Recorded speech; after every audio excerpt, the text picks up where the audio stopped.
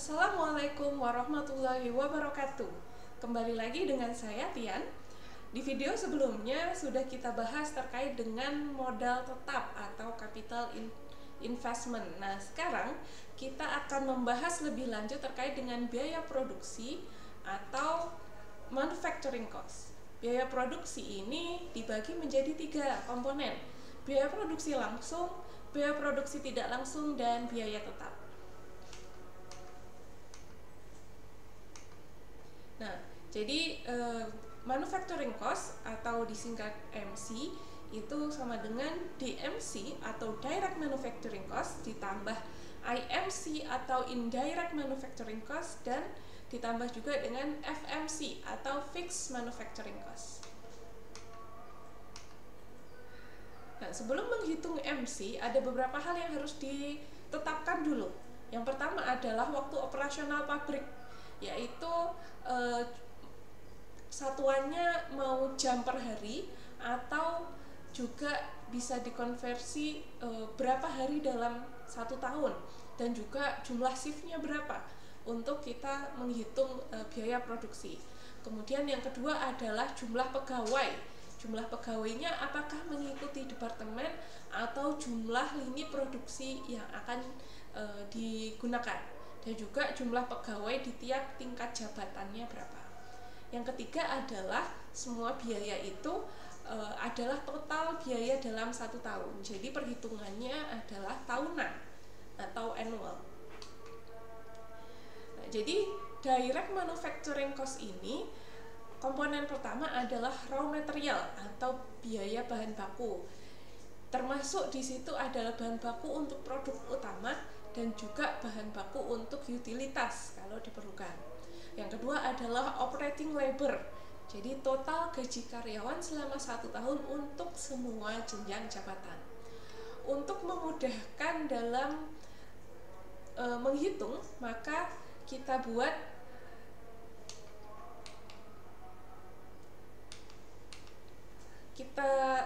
seperti terlihat di sini ya. Kita buat tabelnya. Itu adalah tabel untuk menghitung gaji per orang per bulan di semua jenjang jabatan. Jadi jumlahnya berapa, kemudian ini adalah contoh gaji dan totalnya berapa. Jadi jumlah dikali gaji per orang per bulan. Nah, setelah itu juga untuk menghitung operating labor, kita bisa buat tabelnya seperti ini. Jadi masing-masing jabatan pada aspek operating labor itu dirinci, kemudian jumlahnya contohnya seperti ini ya yang sudah dilihat, kemudian gaji per orang per bulannya berapa, kemudian di total keseluruhannya berapa untuk gaji pada level ini contohnya adalah operator. Sama juga dengan level-level operating staff yang lain seperti itu.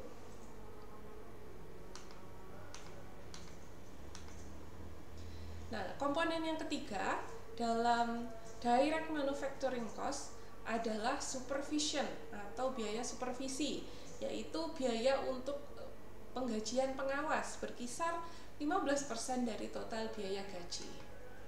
Yang keempat itu maintenance, itu untuk perbaikan alat, biasanya 6% dari modal tetap. Yang kelima itu adalah plant supplies. Jadi plant supplies ini digunakan untuk pembelian spare part alat atau mesin. Biasanya 15% dari biaya maintenance. Yang keenam adalah royalti dan juga paten. Itu untuk pembelian hak cipta paten, itu alokasinya berkisar 5% dari total penjualan produk. Ini adalah ringkasan dari direct manufacturing cost. Jadi direct manufacturing cost atau biaya produksi langsung itu komponennya ada 6, dari raw material sampai royalti dan paten.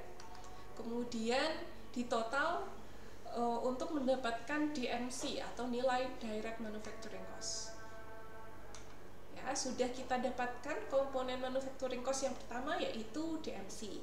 Selanjutnya kita akan membahas indirect manufacturing cost. Yang pertama adalah payroll overhead.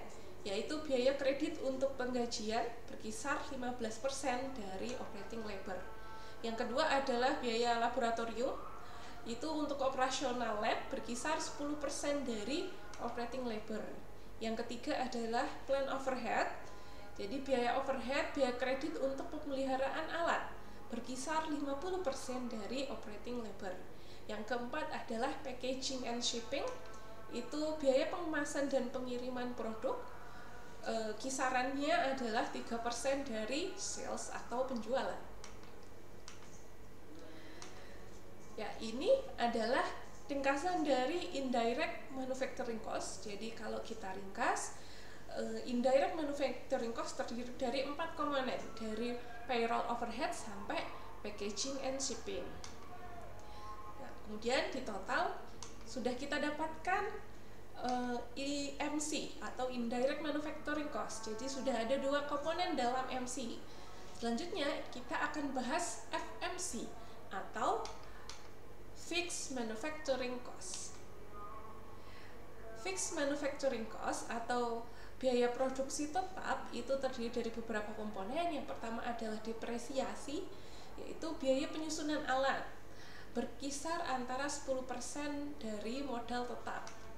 Kemudian ada property tax atau pajak properti, biasanya disesuaikan juga dengan kebijakan negara karena mungkin ada perubahan ya dalam besarannya. Kemudian yang ketiga adalah asuransi. Biaya asuransi ini biasanya digunakan untuk asuransi alat, berkisar nilainya 1% dari modal tetap atau juga menyesuaikan dengan rekanan asuransi, bisa bervariasi angkanya. Kalau kita rangkum, jadi fixed manufacturing cost atau FMC ini terdiri dari 3 komponen biaya dan di total sehingga kita dapatkan sudah ada 3 komponen MC dari DMC, IMC, dan juga FMC.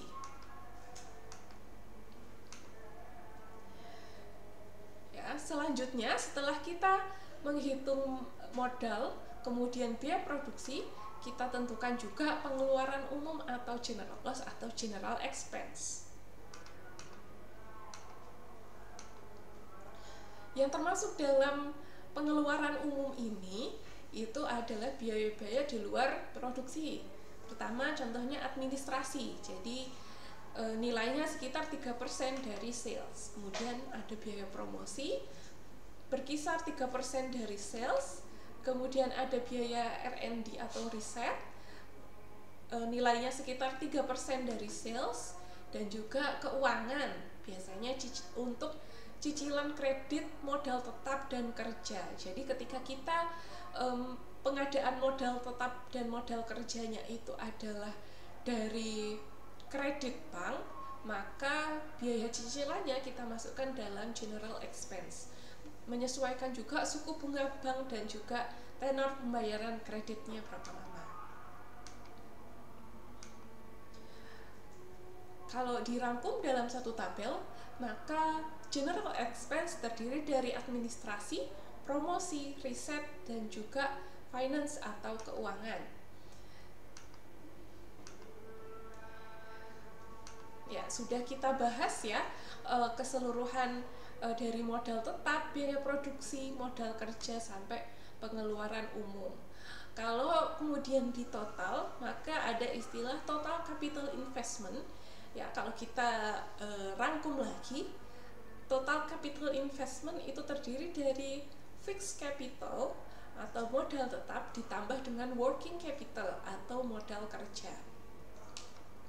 Kemudian ada klasifikasi lagi, yaitu total production cost atau TPC, merupakan penambahan dari manufacturing cost atau biaya produksi ditambah dengan general expense atau GE. Setelah kita mengidentifikasi komponen-komponen pengeluaran atau biaya, kita juga harus bisa memproyeksikan keuntungan. Analisis keuntungan itu dihitung biasanya basisnya tahunan atau annual dalam 1 tahun. keuntungan itu diperoleh, ya, itu kita sebutnya sales, itu adalah harga produk dikali jumlah produk dalam 1 tahun. Itu ketika asumsinya produknya terjual 100%. Jadi jumlah produk di sini adalah jumlah produk yang terjual. Kemudian sales, setelah kita menghitung sales, kita bisa menghitung gross profit atau keuntungan kotor. Itu dari sales dikurangi TPC atau total production cost. Kemudian selain ada gross profit, juga ada net profit atau keuntungan bersih. Didapatkan dari gross profit dikali 1 minus taxes atau pajak, ya. Jadi net profit itu adalah gross profit yang dikurangi dengan pajak. Jadi bersihnya, keuntungan bersih yang kita dapatkan setelah diambil atau dikurangi pajak.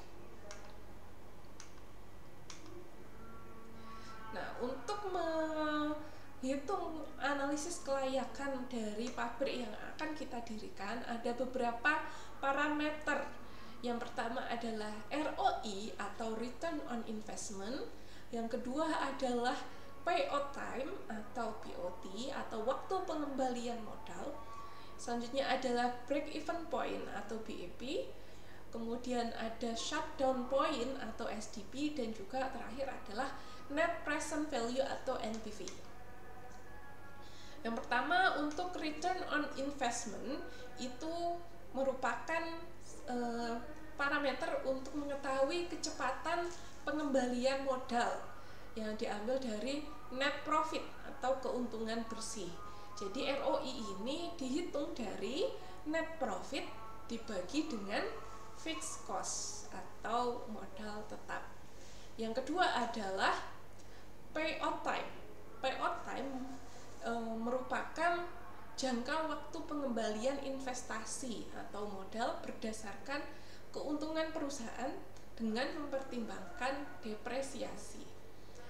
Untuk menghitung payout time ini ada beberapa komponen yang diperlukan. Yang pertama adalah fixed cost, kemudian ada net profit ditambah dengan SV atau salvage value.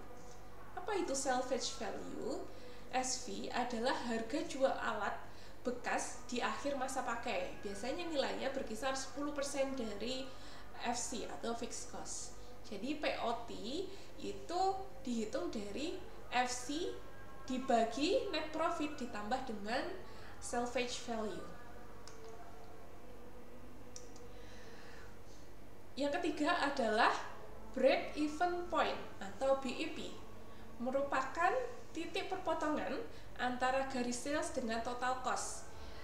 BEP ini menunjukkan tingkat produksi di mana besarnya sales itu sama atau tertutupi dengan total cost. Jadi titik di mana tidak untung dan juga tidak rugi. Pengoperasian pabrik di bawah kapasitas tersebut akan mengakibatkan kerugian. Kalau pengoperasiannya di atas kapasitas, maka pabrik akan untung. BEP ini dihitung dari TP atau total profit dibagi dengan kapasitas produksi.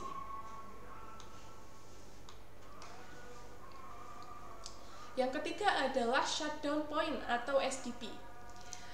SDP itu merupakan tingkat produksi di mana kondisi tersebut mengharuskan pabrik itu lebih baik tidak beroperasi atau lebih baik menghentikan operasinya dibanding terus beroperasi. Kalau pengoperasian pabrik di bawah kapasitas SDP, nilai SDP yang dihitung nanti akan mengakibatkan kerugian pabrik itu lebih besar dibanding pabrik itu tidak beroperasi, sehingga lebih baik jika pabrik itu tidak beroperasi. Kalau pabrik itu beroperasi di atas kapasitas SDP, maka kerugian akibat pabrik beroperasi itu lebih kecil dibanding dengan kerugian ketika pabrik tidak beroperasi, sehingga sebaiknya pabrik tetap beroperasi walaupun menderita kerugian. SDP ini dihitung dari capital investment dibagi dengan kapasitas produksi. Nah, parameter terakhir itu adalah net present value atau NPV. NPV itu menunjukkan selisih antara nilai penjualan sepanjang masa produksi, misalnya 10 tahun, dengan modal awalnya.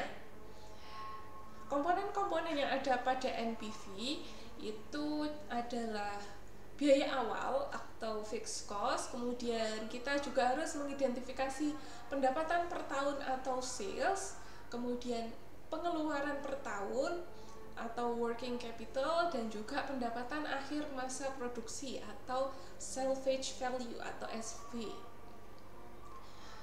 Kemudian hasil dari NPV ini kalau 0 berarti menunjukkan bahwa impas, tidak untung atau juga tidak rugi.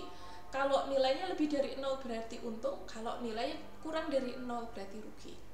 Di sini perhitungan NPV itu mempertimbangkan nilai suku bunga atau I ya. Sehingga nanti untuk contoh perhitungan NPV-nya akan disampaikan di video selanjutnya. Dengan memperhatikan beberapa evaluasi ekonomi yang sudah kita bahas sebelumnya, ada beberapa poin yang bisa kita simpulkan. Yang pertama, apakah kapasitas operasi pabrik itu sudah menguntungkan? Pedomannya adalah jika BEP berada pada BEP sekitar 50% sampai 40% sesuai dengan kapasitas produksi. Yang kedua, apakah pabrik itu visible? Pedomannya adalah dengan didirikan layak atau apabila IRR atau rate of return itu berada di atas bunga bank, maka pabrik itu layak untuk didirikan. Yang terakhir, apabila payout time itu sesudah pajak berada pada payout time yang umum untuk pabrik, maka yaitu sekitar 4-5 tahun, maka pabrik itu layak untuk didirikan.